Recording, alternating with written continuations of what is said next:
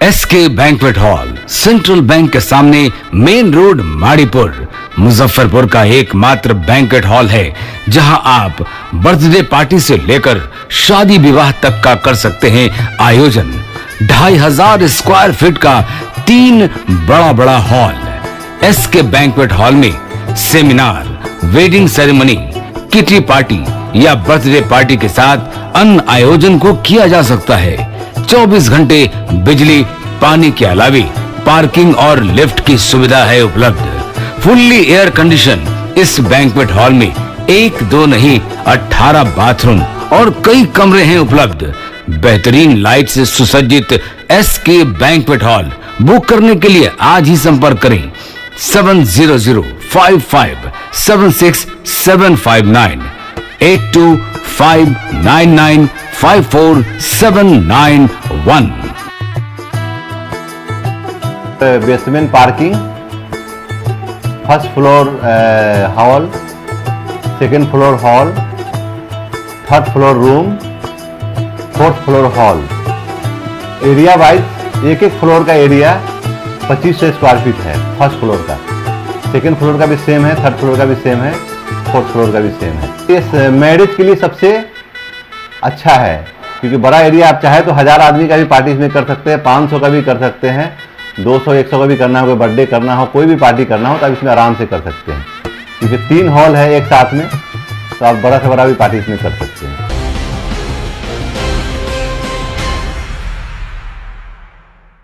नमस्कार, Dane news देख रहे हैं आप और आपके साथ मैं हूं तनु। आप तमाम मुजफ्फरपुर वासियों को दीपों का त्योहार दीपावली की हार्दिक शुभकामनाएं। तो आइए सुर्खियों पर डालते हैं एक नजर।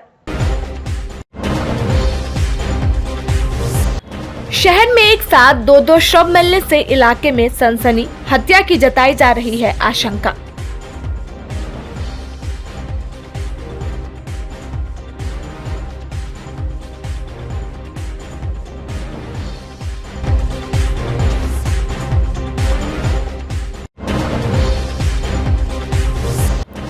सड़क हादसे में मौत के बाद परिजनों ने काटा बवाल, शव रख किया हाईवे जाम।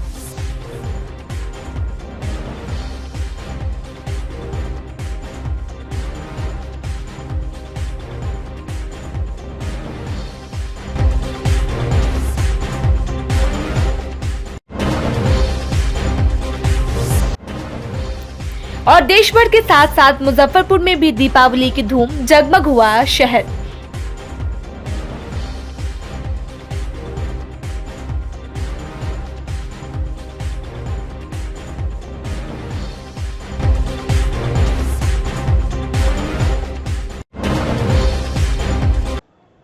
तो ये थी सुर्खियां और अब खबरें विस्तार से।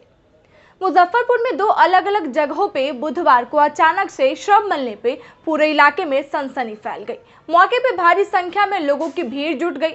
इधर घटना की सूचना पे स्थानीय पुलिस मौके पे पहुंचकर घटनास्थल की छानबीन कर शव को कब्जे में लेकर पोस्टमार्टम के लिए एसकेएमसीएच भेज दिया। बताया जा रहा है कि पहला मामला अहियापुर थाना क्षेत्र का है, जहां संगम घाट रेल पुल के नीचे एक युवक का शव देखा गया, जिसके बाद स्थानीय लोगों की मौके पे भीड़ जुट गई। वहीं घटना की सूचना पे अहियापुर पुलिस मौके पे पहुंची। पुलिस छानबीन में पता चला कि मृतक के शरीर पे कई जगह चोट व छिलने के निशान हैं। वहीं सिर पे गहरे जख्म थे। सिर पे काफी मात्रा में खून बह चुका था, जबकि मृतक के ऊपर एक चड्डी व पैरों में फंसा जींस था। पुलिस आशंका जता रही है कि युवक कहीं से आ रहा होगा और पुल से गिर गया होगा, जिसके कारण उसकी दर्दनाक मौत हो गई। वहीं स्थानीय लोगों ने आशंका जताया कि युवक ट्रेन से गिरा है, जिसमें उसकी मौत हो गई। वहीं दूसरी घटना सिकंदरपुर ओपी क्षेत्र के अखाड़ा घाट पुल के नीचे बूढ़ी गंडक नदी में एक शव मिला है, जिसके बाद इलाके के लोग मौके पे जुट गए। मामले की सूचना पुलिस को दी गई है। मौके पे पहुंची पुलिस ने स्थानीय गोताखोर की मदद से शव को पानी से बाहर निकलवाया। तलाशी के क्रम में पुलिस ने शव के पास से एक आधार कार्ड बरामद की, जिससे उसकी पहचान हुई। बताया जा रहा है कि सिकंदरपुर का रहने वाला 28 वर्षीय सज्जन कुमार का ही शव है। पहचान के बाद पुलिस ने इसकी पहचान के लिए परिजनों को सूचना दे दी है। छानबीन के बाद पुलिस ने शव को पोस्टमार्टम के लिए एसकेएमसीएच भेज दिया। घटना के संबंध में मौके पर पहुंचे पुलिस अधिकारी ने बताया कि शव की पहचान कर ली गई, आगे की कार्रवाई की जा रही है। नीचे सब बच्चा लोग नहा रहा था, यही लोग सूचना दिया कि एक लाश पानी में तैर रहा है। उस सूचना पर आए, देखे, लाश को निकलवा रहे हैं और इसका पहचान हो गया है। इसका नाम है साजन कुमार, बाप के नाम नागेंद्र झा, काली मंदिर सिकंदरपुर वार्ड नंबर 14 है और अग्रिम कार्रवाई कर रहे हैं। क्या लग रहा है, नहाने वहाने डूबने को हाँ, स्नान करने के क्रम में। दिमाग में ठीक नहीं था क्या? अब क्या, पढ़ा लिखा लड़का था, अब क्या है, परिजनों से बातचीत हो पाई है? हाँ, परिजन से, उनके चाचा से बात हो गया है। बीते दिन अज्ञात वाहन ने एक व्यक्ति को कुचल दिया, जिसे आनन फानन में इलाज के लिए भर्ती कराया गया। वहीं इलाज के दौरान व्यक्ति की मौत हो गई, जिसके बाद परिजनों ने मुआवजे की मांग को लेकर सड़क पे शव को रखकर आवागमन बाधित कर दिया। वहीं सूचना पे पहुंची सदर थाना की पुलिस ने काफी मशक्कत के बाद आवागमन शुरू करवाया। जानकारी के अनुसार मृतक व्यक्ति की पहचान मनियारी थाना क्षेत्र के माधौल निवासी श्री राम बाबू शाह के रूप में हुई है। बताया गया कि मृतक व्यक्ति माधोपुर सुस्ता में किराना दुकान चलाते थे। वह दुकान बंद कर घर जा रहे थे, तभी दिघरा रामपुर शाह के समीप एक अज्ञात वाहन ने जोरदार टक्कर मार दी, जिसके बाद इलाज के दौरान देर रात उनकी मौत हो गई। जिसके बाद सरकारी मुआवजे की मांग को लेकर बुधवार को परिजनों ने सदर थाना क्षेत्र के दिघरा रामपुर शाह में शव को रोड पर रख NH 28 को जाम कर दिया। वहीं सूचना पे पहुंचे सदर थाना प्रभारी सत्येंद्र मिश्रा ने लोगों को समझा बुझाकर रोड जाम को खत्म कराया। वहीं शव को अपने कब्जे में लेकर पोस्टमार्टम के लिए भेज दिया। मामला यहाँ पर यह है कि मेरे पिताजी दुकान बंद करके आ रहे थे। अच्छा, कब की घटना है? 30 तारीख को। अच्छा, 30 तारीख को घटना है। 9:40 पर हमको किसी अनजान व्यक्ति ने फ़ोन किया कि आपके पिताजी एक्सीडेंट करके रोड पे पड़े हुए हैं। तो मैं वहाँ पर आया तो देखा मेरे पिताजी रोड पर पड़े हुए थे। जो मारा सो भाग चुका था और उसके बाद अब हम आवेदन इसलिए नहीं दे पाए कि हम घर पर अकेले थे। अब अकेला हम अपना पेशेंट को देखे कि घर थाना कचहरी दौड़े से बताइए, पहले मेरा पेशेंट जरूरी है कि नहीं? क्या प्रॉब्लम है? जाम किया गया है किस आज इस प्रॉब्लम में जाम किया गया है कि मैंने ले गया हॉस्पिटल, उसके बाद हॉस्पिटल से हमको पटना रेफर हुआ। पटना रेफर के बाद डॉक्टर के यहाँ जो प्रक्रिया हुआ, ऑपरेशन हुआ, उसमें मरीज की मौत हो गई है। हाँ, आज डेट की मौत। क्या चाहते हैं प्रशासन से? प्रशासन से यही चाहते हैं कि जो मुआवजा मिलता है सो मुआवजा चाहिए बस। जैसे ये बता रहे हैं, ये कच्ची पक्की में दुकान खोले हुए हैं और जा रहे थे अपने घर। इसी क्रम में सब बता रहे हैं एक मोटरसाइकिल किसी वाहन से धक्का लगा और गंभीर रूप से जख्मी हो गए। जिन्हें लोग जीवन छपरा पर लिया गया, फिर पटना ले गया, जहाँ उनके इलाज क्रम में मृत्यु हो गई है। अब यहाँ लोग आए हैं तो इन्हें को समझ में नहीं आया है, क्योंकि गरीब आदमी हैं, इन्हें चाहिए मुआवजा। जो सरकारी प्रावधान है वो मिलेगा ही, है ना। कागजी कार्रवाई जो होती है वो पूर्ण करके इसका प्रस्ताव भेजा जाएगा, इन्हें मिलेगा मुआवजा जो सरकार का भारत सरकार का नियम है। पंचायत चुनाव के छठे चरण में बुधवार को मोतीपुर के 29 और साहिबगंज के 19 पंचायतों में मतदान हुआ। दोनों प्रखंडों के 3.5 लाख से अधिक मतदाता 5,776 उम्मीदवारों के भाग्य का फैसला किए। नक्सल प्रभावित साहिबगंज में 247 बूथों पर सुबह 7 बजे से दोपहर 3 बजे तक वोट डाले गए। मोतीपुर में 410 बूथों पर शाम 5 बजे तक मतदान हुआ। आपको बता दें कि दोनों प्रखंडों में 4 वार्ड सदस्य एवं 121 पंचों का निर्विरोध निर्वाचन हो चुका है। आज के मतदान के बाद वोटरों की गिनती छठ के बाद 13 और 14 नवंबर को होगी। पहली बार उम्मीदवारों को मतदान के बाद परिणाम के लिए 10 दिनों का इंतजार करना होगा। अब तक 5 चरणों में हुए चुनाव में मतदान से 2 दिन बाद मतगणना हो जाती थी। मोतीपुर और साहिबगंज दोनों जगहों पे छिटपुट घटनाओं को जोड़ दिया जाए तो मतदान शांतिपूर्ण संपन्न हुआ। पीछे जो भी गया मतलब लोग किया, इस बार जो नया मतलब ये किए हैं कि हाँ जो कैंडिडेट को हम वोट दिए हैं, उम्मीद करते हैं कि वो लोग शायद कुछ अच्छा कर सके। देखते हैं बाकी क्या होता है। हम चाहते हैं कि हमारे जो जनप्रतिनिधि जो जिसको चुने हैं वो हमारे पंचायत के जो सबसे गरीब वर्ग के जो लोग हैं उनके लिए सोचे। सबसे पहले जो पढ़े लिखे व्यक्ति है वो उनके लिए क्या क्या सोचे समझे। पढ़े लिखे व्यक्ति हैं तो उनके लिए सोचे कि जैसे कि हमारे समाज में बहुत सारी समस्याएं हैं, जैसे स्कूल वगैरह है, वहाँ तक कैसे सभी वर्ग के बच्चे वहाँ पर पहुँचे पढ़ने के लिए। सब मुखी विकास होना चाहिए। सभी जो आएगा फंड सरकार के यहाँ से, वही ना वो करेंगे, अपने से थोड़ी ले आएंगे। माने किन तरह का विकास होना चाहिए जनप्रतिनिधि के द्वारा, किस किस क्षेत्र में विकास होना चाहिए? शिक्षा विकास, आर्थिक विकास, सब तरह का विकास होना चाहिए। शिक्षा, स्वास्थ्य, रोजगार विद्यार्थी के लिए। शांतिपूर्ण चल रहा है, मतदान शांतिपूर्ण हो रही है। अभी जगह कहीं से कुछ नहीं ना सूचना मिला, कहीं से कोई सूचना नहीं है। कई जगहों पर सर निरीक्षण किया, कुछ नहीं ना मिला? नहीं, कुछ नहीं, शांतिपूर्ण मतदान हो रहा है जी, और बल की काफी व्यवस्था है, इसलिए कोई दिक्कत नहीं है। पंचायत चुनाव के छठे चरण में मुजफ्फरपुर के साहिबगंज और मोतीपुर प्रखंड में बुधवार को शांतिपूर्ण मतदान कार्य संपन्न हुआ। हालांकि कुछ जगहों पे आपसी झड़प की भी खबर है। साहिबगंज के बिशनपुर कल्याण मतदान केंद्र संख्या 171 पे 2 प्रत्याशियों के समर्थकों में जमकर झड़प हो गई। दोनों पक्ष के बीच मारपीट और लात घूंसे भी चले। समझाने गई पुलिस के साथ भी धक्का मुक्की की गई। तत्काल घटनास्थल पर पहुंची पुलिस ने हंगामा और मारपीट कर रहे लोगों पर डंडे भांजकर खदेड़ दिया। दोनों पक्ष के एक दूसरे पर वोटरों के बहकाने का आरोप लगाया है। हंगामा और मारपीट से मतदान कार्य पर भी असर पड़ा। पुलिस बल की संख्या कम होने के कारण हंगामा करने वाले लोग भारी पड़ने लगे। पुलिस बल के पहुंचने के बाद स्थिति नियंत्रण में हुई। तनाव को देखते हुए पुलिस की टीम गांव में कैंप कर रही है। कोरोना महामारी से लोगों को बचाने के लिए सरकार प्रयासरत है। ऐसे लोग जिन्हें अभी तक कोविड का टीका नहीं मिला है, उनके लिए पंचायत चुनाव के मतदान केंद्रों पे भी टीके की व्यवस्था की गई है। बिशनपुर कल्याण मध्य विद्यालय मतदान केंद्र वोट देने पहुंचे लोगों को वैक्सीनेशन भी हुआ, साथ ही कोरोना की जांच भी की गई। जिन्हें पहला डोज मिल गया है, उन्हें दूसरा डोज भी दिया गया।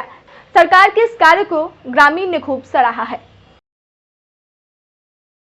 मतदान जो लोग करने आ रहे हैं उनको कोरोना का टीका दिया जा रहा है। जो लोग पहले से नहीं लिए हुए, जो लोग पहले से छूटे हुए हैं उन्हीं को दिया जा रहा है। फर्स्ट और सेकेंड कोविशील्ड है। दीपावली से पूर्व बुधवार को कार्तिक मास के कृष्ण पक्ष की चतुर्दशी को नरक चतुर्दशी मनाई गई। इस दिन को छोटी दिवाली भी कहा जाता है। नरक चतुर्दशी पर रात में यम के नाम से दीपदान की परंपरा है।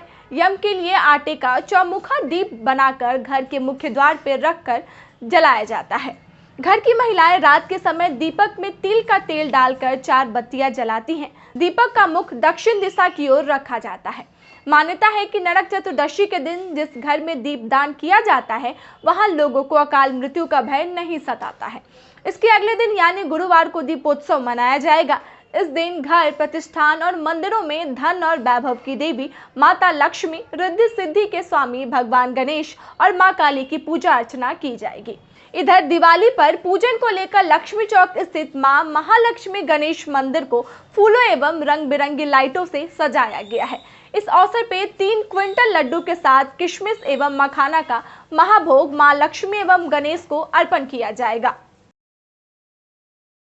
आज जो छोटी दीपावली है, आज जम के दिया निकलती है, जिससे रात में घर के सारे फैमिली जब घर पे आ जाएं, सारे परिवार इकट्ठा हो जाएं, उसके बाद घर का जो मेन बड़ बुजुर्ग लोग हैं वो लोग घर के अंदर से दिया निकाल के और सारे रूम में दिखाते हुए घर के बाहर निकाल देते हैं। इससे क्या होती है कि आपके घर का जो कलेश है ये दूर होता है। जम का दिया निकालने से कलेश दूर होता है, जिसका छोटी दिवाली का नाम दिया गया है।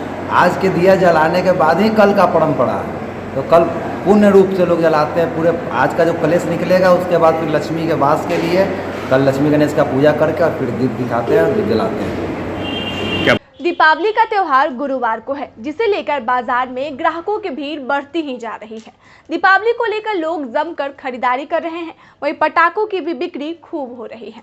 पटाखे की बिक्री में नेशनल ग्रीन ट्रिब्यूनल के आदेश पे बिहार राज्य प्रदूषण नियंत्रण परिषद ने शहर में दीपावली में पटाखे की बिक्री व प्रयोग पे बैन लगा दिया है। इसके बावजूद पटाखा मंडी में ना तो सुरक्षा मानकों का ध्यान रखा जा रहा है, ना ही फायर ब्रिगेड की कोई गाड़ी देखी गई।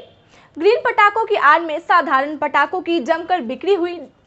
मुजफ्फरपुर के जिलाधिकारी प्रणव कुमार ने एसडीओ पूर्वी और पश्चिमी दोनों को यह निर्देश दिया था कि पटाखों की बिक्री और प्रयोग दोनों पे नजर रखे। इसके बावजूद मुजफ्फरपुर में पटाखों की बिक्री बेरोक टोक जारी है। वहीं दीपावली को लेकर बाजारों में घरौंदा की जमकर बिक्री हुई। बाजारों में थर्मोकोल, प्लाईबोर्ड के साथ साथ कई प्रकार के घरौंदों की खरीदारी लोगों ने जमकर किया। दीपावली के पूर्व संध्या पे बुधवार को Saint Joseph Senior Secondary School के पानापुर कड़ियाल कैंपस में अंतरवर्गीय रंगोली प्रतियोगिता का आयोजन किया, जिसमें वर्ग 6 से 9 की छात्राओं ने भाग लिया। छात्राओं ने अबीर गुलाल के साथ कलात्मक भाव प्रदर्शित करते हुए रंगोली के विविध स्वरूपों को प्रदर्शित किया। रंगोली के खूबसूरत कलाकारी को देखकर उपस्थित जन मंत्रमुग्ध हो गए। स्कूल के प्राचार्य सुबोध कुमार और निर्देशक प्रमोद कुमार ने भी रंगोली का अवलोकन कर छात्रों को प्रोत्साहित किया। प्रतियोगिता में ग्रुप बी में शामिल सोनम, सपना, शिवांगी, भावना, साधना, रश्मि सुंदरम एवं पल्लवी ने प्रथम स्थान प्राप्त किया। इस अवसर पर स्कूल के सभी शिक्षक एवं कर्मचारी मौजूद रहे। प्रतियोगिता को सफल बनाने में कला एवं संस्कृति विभाग के नीलेंदु शेखर पांडे, संयुक्ता श्रीवास्तव ने भी महत्वपूर्ण योगदान दिया।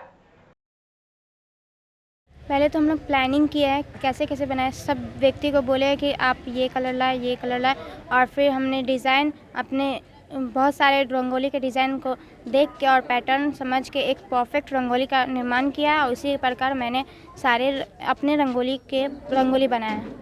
क्या कुछ डिज़ाइन किए हुए रंगोली? बहुत सारे रंगोली के डिज़ाइन देख के उन सब के जितने भी अच्छे अच्छे पैटर्न जो है उस सब को है ना एक रंगोली में इंक्लूड करके फिर मैंने बनाया है। क्या नाम होगा? एक तरह से देखा जाए तो ये तो जयपुरी चादर की तरह लग रहा है, और दूसरी तरफ से इसके अंदर सबसे मेन पॉइंट है इसमें जो एक औरत दीपक पकड़ के जो बैठी है, इससे ये पता चल रहा है कि ये दीपावली के शुभ अवसर पे बनाया गया है। मैंने तो पहले रंगोली के डिज़ाइंस देखे, उसके बाद उन डिज़ाइंस के कुछ पैटर्न्स लिए और उन पैटर्न्स से मैंने अच्छे से रंगोली बनाया है। ग्रुप बनाया, फिर ग्रुप में एक रंगोली को सिलेक्ट किया, फिर उसको कुछ अच्छे पैटर्न और अच्छे कलर को सिलेक्ट करके रंगोली बनाया। पैटर्न को पहले देखा कैसा है, वो अच्छा लगेगा कि नहीं, फिर मैंने उसको गेस किया, फिर अपने फ्रेंड्स सबको दिखाया। बच्चों ने रंगोली बनाए और इससे उसको कला और संस्कृति के प्रति उत्सुकता बढ़ती है। आज के दिन वो रंगोली बना करके वो अपने कला के प्रति उत्सुक बढ़ाते हैं। रंगोली बनवाने के पीछे यह उद्देश्य होता है कि बच्चों में चित्रकारी करने की प्रवृत्ति बढ़े और कला संस्कृति से प्रेम हो और उसके प्रति बच्चे जागरूक हों, और अभी से मतलब बच्चों में ये अभ्यास हो कि आगे चलकर कला संस्कृति में और अच्छा करें। दिवाली के पूर्व संध्या पर हम लोगों ने अपने स्कूल में रंगोली कंपटीशन कराया, जिसमें विशेष तौर से लड़कियां सहभागी थी, और यह देखकर बड़ी प्रसन्नता होती है कि पिछले साल 1.5 साल से जो उदासी थी बच्चों के मन में, अभिभावक के मन में, शिक्षकगण के मन में, आज ऐसा लगा कि वह सारे लोग भूल चुके हैं और इस रंगोली कार्यक्रम में झूमने लगे। बच्चों को यह प्रतियोगिता इसलिए कराई जाती है परंपरा के अनुसार हमारे स्कूल में, ताकि उनका कला के प्रति उत्साह बने। भविष्य में वो इस पर सोचे कि पढ़ाई के साथ साथ और भी अन्य एक्टिविटी है जिसमें ये रंगोली भी एक अच्छा माध्यम है आगे बढ़ने का। और बच्चे काफ़ी उत्साहित थे। उन लोगों ने रंगोली बनाकर समाज को दीपावली के संदर्भ में संदेश दिया। अज्ञान पर ज्ञान का प्रकाश आए, इसका संदेश देते हुए उन्होंने रंगोली में दीपक भी प्रज्वलित किया और सारे प्रसन्न रहे। प्रतिवर्ष के भांति इस बार भी उनका फर्स्ट, सेकंड, थर्ड जैसा चुना जाता है जजों के द्वारा। तो ऐसा में वर्ग 6 के बच्चियां प्रथम आई और बाकी 2 ग्रुप और थे 8, 9 और 7, जो दोनों ही संयुक्त रूप से द्वितीय स्थान पर रहे। हम लोग चाहते हैं कि अभिभावक अपने बच्चों को कला के प्रति उत्साहित करें। हम उनको जहाँ तक हो सकेगा सहयोग करेंगे और समाज में भी यह संदेश देना चाहते हैं कि दिवाली का जो वास्तविक उद्देश्य है उस उद्देश्य को मन में रखकर दिवाली बनाएं। ग्रीन दिवाली प्रीफर करें। बच्चों से भी कहा गया है, अभिभावक से भी निवेदन किया गया है कि फटाखा या क्रैकर्स जो कहते हैं इसका उपयोग न करें। कुशेश्वर स्थान सीट पर जदयू के अमन भूषण हजारी ने करीब 12,695 मतों के अंतर से राजद उम्मीदवार गणेश भाटी को हरा दिया। वहीं तारापुर में जदयू उम्मीदवार राजीव कुमार सिंह ने 3,892 वोटों से जीत हासिल की। एनडीए की जीत के बाद भूमि एवं राजस्व मंत्री रामसूरत राय ने राजद सुप्रीमो लालू प्रसाद यादव को रिटायरमेंट ले लेने की सलाह देते हुए कहा कि तेजस्वी को अपनी ताकत जानने के बाद चुनाव लड़ना चाहिए। उनके इस बयान के बाद राजद जिला अध्यक्ष रमेश गुप्ता ने ऐतराज जताते हुए कहा है कि रामसूरत राय राजद को सलाह न दे। अगर वो इतने ही अच्छे राजनेता होते तो क्या उनके भाई पंचायत चुनाव हार जाते? जो आपने सलाह देते हो गलत। बिल्कुल, मैं आज भी सलाह दे रहा हूं लालू प्रसाद जी को कि वो अब बुजुर्ग हो चुके हैं, परिवार का एक मजबूत स्तंभ है वो, परिवार के सुरक्षा रक्षा के लिए उनको सुरक्षित रहना जरूरी है। वे घर में रहे, स्वस्थ रहे, दीर्घायु। निश्चित रूप से राजनीति जो करने आता कहीं चूकता नहीं है। हर आदमी अपना अपना कील कसर जो होता है वो मजबूत करता है। तो निश्चित रूप से पहले हमने राय दिया है कि परिवार के अंदर जो समस्या है उसको सलट लें, फिर अखाड़ा में आए, फिर चुनाव लड़े, फिर समय जनता को बताएगी जनता किसके साथ। सूरत राय जी जो है सो बिहार सरकार के मंत्री हैं और उनके भाई जो है मात्र पंचायत में हार जाते हैं, कोई नंबर उनका नहीं होता है, तो उनको स्वयं अपने गिरबान में झांकना चाहिए। और लालू यादव जी को जो सलाह दे रहे हैं कि उनको अब पॉलिटिक्स में नहीं रहना चाहिए, वही लालू यादव का देन है जो आज रामसूरत जी चाहे उनका परिवार आज पॉलिटिक्स में है। उन हास्यास्पद हमको लगता है उनके बयानों पर कि आखिर वो मंत्री हैं तो ऐसा नौकरी ना करे नीतीश कुमार जी का कि किसी के बारे में कुछ बोल के और अपनी वहाँ पर उपस्थिति दर्ज कराने के लिए अनाप शनाप बोलते रहते हैं। तो हम उनको सलाह देंगे कि ऐसा नौकरी ना करे बीजेपी के में जाके और नीतीश कुमार जी का कि अनाप शनाप बयान देना पड़े। पहले वो देखें पंचायत में उनके भाई थे और उसी में वो हार गए, उनका कोई नंबर ही नहीं रहा, तब उनका क्या है? इसके आधार पर तो उनको हट जाना चाहिए या दूसरे को क्या सलाह देते हैं। और रहा परिवार की बात, परिवार तो लालू यादव जी का परिवार एक है, कहीं कोई झंझट नहीं है। बाहर के लोग झंझट की बात किया करते हैं लेकिन झंझट कहाँ है? वहाँ तो बार बार कहते हैं तेज प्रताप की हमारे नेता और मुख्यमंत्री हम मानते हैं, तेजस्वी को मानते हैं, झंझट कहाँ है? कील काटे के तेजस्वी उतर गए थे मैदान में, ये कहा है? नहीं, बगल कील काटे की कोई बात नहीं है। ये दो जो चुनाव हुआ है ये दोनों नीतीश कुमार जी का मतलब ये सीट था और हम लोग का ये सीट था नहीं। विपक्ष का काम है मजबूती से अपनी बातों को रखना, विपक्ष मजबूती से वहाँ चुनाव लड़ने का काम किया। और हमारे नेता तेजस्वी यादव जी प्रतिपक्ष के नेता हैं, विरोधी दल के नेता हैं, तो उनका काम तो वहाँ जाके अच्छा से चुनाव लड़ने का। और आप देखेंगे कि जिस समय हम गठबंधन में कांग्रेस में लड़े थे 95 के बाद हम लोगों ने वहाँ पर चुनाव लड़ने का काम किया। ललटेन छाप से चक्कर छाप का चुनाव हुआ था 95 के तक, 97 के बाद हम लोग का ललटेन हुआ है। ललटेन से पहली बार लड़े हैं। कांग्रेस को हम लोगों ने इसके पहले दिया था, उस समय कांग्रेस 46,000 वोट लाया था। इस दोनों जो जगहों के चुनाव हुए इसको किस नज़रिए से राजद देख रही है? क्योंकि अब कांग्रेस का साथ भी छूटा और सीट भी नहीं। कांग्रेस का साथ कोई हमारा छूटा है सो बात नहीं है, कांग्रेस का साथ नहीं छूटा। कांग्रेस का कितना वोटर परसेंटेज आया सो देख लीजिए। और इसको हम इस नज़रिए से देखते हैं कि हमारा वोटों का ग्राफ काफ़ी बढ़ा है। पहले के चुनाव में हमारा वोट कम था वहाँ, आज हम वहाँ ज़्यादा हुए हैं। हम तारापुर में हमारा वोट काफ़ी बढ़ा है। अब मुजफ्फरपुर में कचरा बेकार नहीं होगा क्योंकि उससे डीजल और पेट्रोल बनाया जा रहा है। यह बाजार से बिकने वाली पेट्रोल और डीजल से सस्ती भी होगी। भूमि सुधार एवं राजस्व मंत्री रामसूरत राय ने खरौना में कचरे से बायोडीजल बनाने को लेकर gravity agro and energy plant का उद्घाटन किया। मंत्री ने कहा है कि गाँव में लोग कचरा और घर की गंदगी को सड़क पर फेंक देते हैं, वहीं शहर में जगह नहीं होने के कारण कचरा सड़क पर ही बिखरा पड़ा रह जाता है, जिसके कारण लोगों को काफ़ी परेशानी का सामना करना पड़ता है। इस प्लांट के माध्यम से सारे कचरे को नगर निगम के माध्यम से खरीद कर इसे प्रोसेसिंग कर डीजल और पेट्रोल तैयार किया जाएगा। यह राज्य का पहला प्लांट होगा। इससे डीजल और पेट्रोल की कीमत बाजार से 40 से 50% तक कम होगी। इसे नगर निगम और किसी एजेंसी को सप्लाई किया जाएगा। गाँव के कोने कोने तक अग्रणी समृद्धि व आय कैसे बढ़े प्रधानमंत्री का सपना है। रोजगार वो व्यक्ति खराब नहीं बल्कि उसकी विचारधारा खराब होती है। डीजल और पेट्रोल विदेश से आयात होते हैं जिसके कारण महंगाई बढ़ गई है। कोई भी सामान खराब नहीं होता, सूखा व गीला कचरा को अलग अलग रखें, सभी का अलग अलग काम है। उन्होंने व्यापार में ग्राहकों के साथ शालीनता के साथ व्यवहार करने को कहा।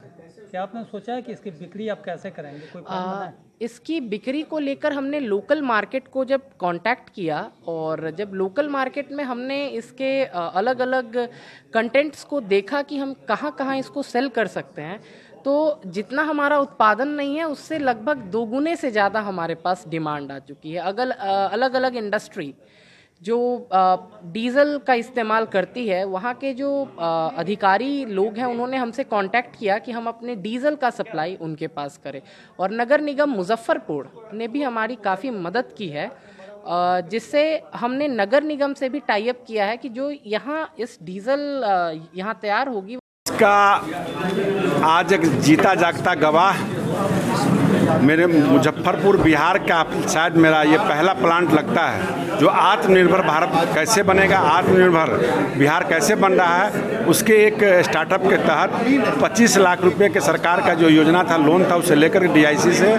और वो लड़का आशुतोष कुमार और उसकी बहन सब लोगों ने मिलकर इस प्रोजेक्ट को चालू किया कि प्लास्टिक के कचरे से डीजल बनाना, पेट्रोल बनाना, जो एक बहुत ही आश्चर्यजनक बात है और बहुत ही लाभदायक है। एक तो कचरा जो हम लोग नगर निगम के तहत या गांव समाज के तहत निकलता है, जो वेस्टेज था उसका भी काम हुआ, और आने वाला समय जो डीजल इतनी महंगाई की ओर जा रही है, उस डीजल का कीमत मात्र 70 रुपया पड़ रहा है, पेट्रोल का कीमत मात्र 75-80 रुपया पड़ रहा है। तो GST लेकर के यानी आने वाले समय में किसानों को इसका बहुत बड़ा लाभ मिलेगा।